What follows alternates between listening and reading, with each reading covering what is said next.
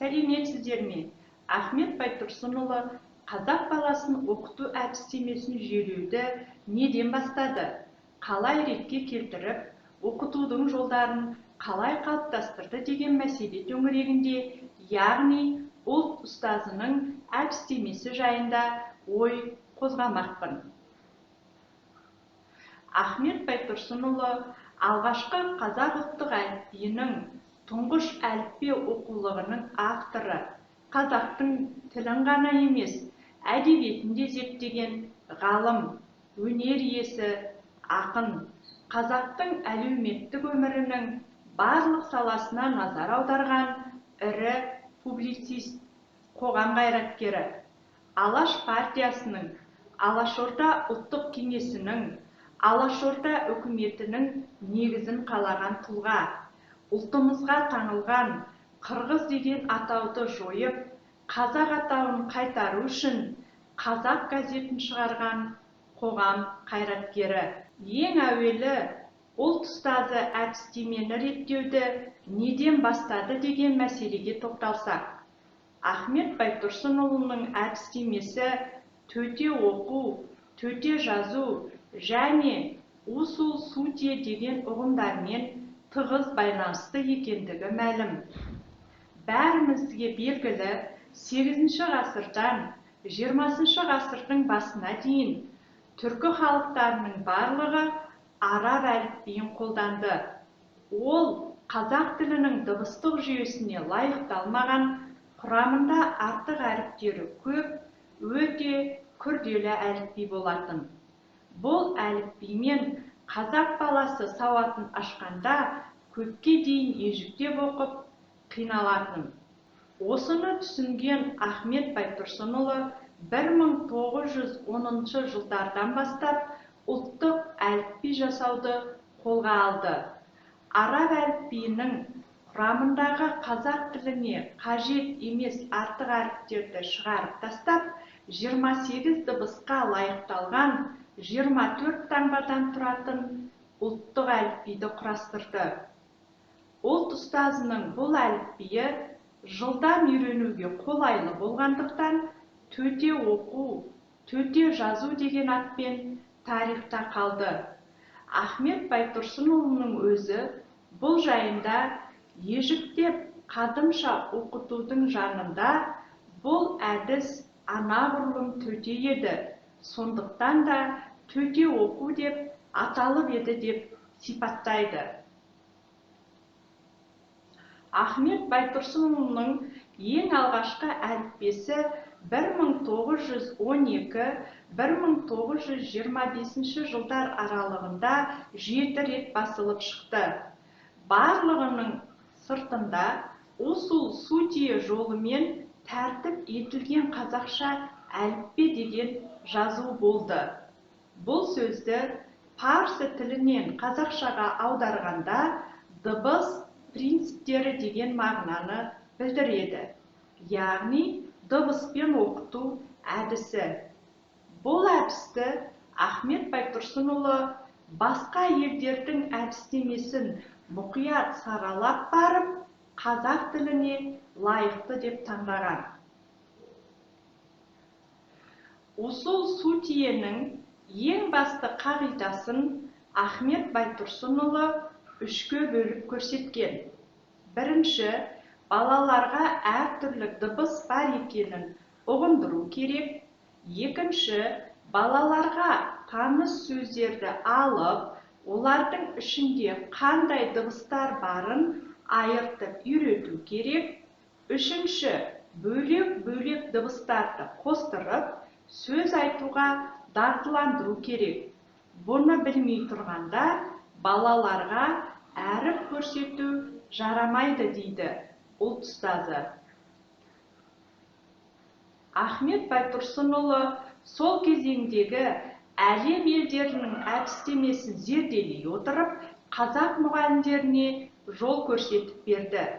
Француз, неміс, ағылшын, итальян, қытай және орыс тілдерінде басшылыққа алынған әдіс тәсілдерді талдай отырып, әр тілдің жазу ерекшелігіне қарай әр елдің оқытуда қолданатын әдістері де әртүрлі болатындығына назар аудару қажеттігін ескерткен.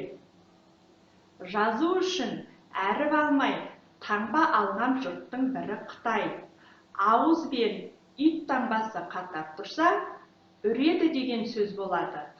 Мұғалім бұл жазумен сауаттағанда дыбыспен де, әріппен де жұмысы жоқ дейді Байтұрсынұлы. Ал тілінің жазылуы мен айтылуы бөлектенген жұрттың мысалына орыс халқын жатқызған. Алған әріптері дыбыстарына сәйкес келмейтін ағылшын тілі, олардың сөздерінің жазылуы мен айтылуы алыс кеткендігі сонша, ит деп жазып, шошқа деп оқиды деп көрсетеді ғалым. Ал алған әріптері мен дыбыстары мейлінше сәйкесетін сөз дыбыстарын естілуінше жазатын тілдер қатарына итальян, неміс және қазақ тілдерін жатқызған.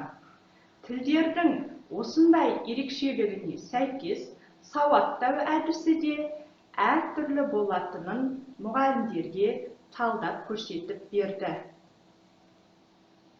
Ахмет Байтұрсынұлы бір жұрттың сауаттау ісіне қолайлы болатын әдіс, екінші жұрттың да сауаттау ісіне қолайлы боларға тиіс деп айтуға болмайды. Егер де тілінің заңы, емлесінің немесе әрпінің жүйесі басқа болса, онда біріне жақсы болған сауаттау әдісі екіншісіне де жақсы болады деп ешкім айта алмайды деп ескертеді. Мұқият зерделей отырып, қазақ баласының сауатын ашуда ең бірінші қандай әдіс тәсілдерді қолдану керектігін анықтап берді. Ахмет Байтұрсынұлы ең әуелі дыбыспен жаттықтыру, одан кейін буынмен жаттықтыру, одан кейін сөзбен жаттықтыру ретін ұсынған. Осыдан кейін ғана әріпті көрсету керек дейді. Ал әріпті үйреткен кезде әуелі сол жаңа әрпі бар қысқа сөздерден дыбысын айыртып барып қана тақтаға жазып көрсету керек деген. Ахмет Байтұрсынұлы тек әліппеде ғана емес, тіл құрал, тіл жұмсар оқулықтарында да түрлі тапсырмалар жүйесін беру арқылы ана тілін үйретудің әдістемесін қалыптастырды. Ұлт ұстазы тіл жұмсар деп ат қойып отырған кітап ана тілін жаңа жолмен үйретуге ыңғайланып шығарылған. Сөйлеу, оқу, жазу тілін жұмыс тәжірибесі арқылы танытатын кітап деп атап көрсетеді.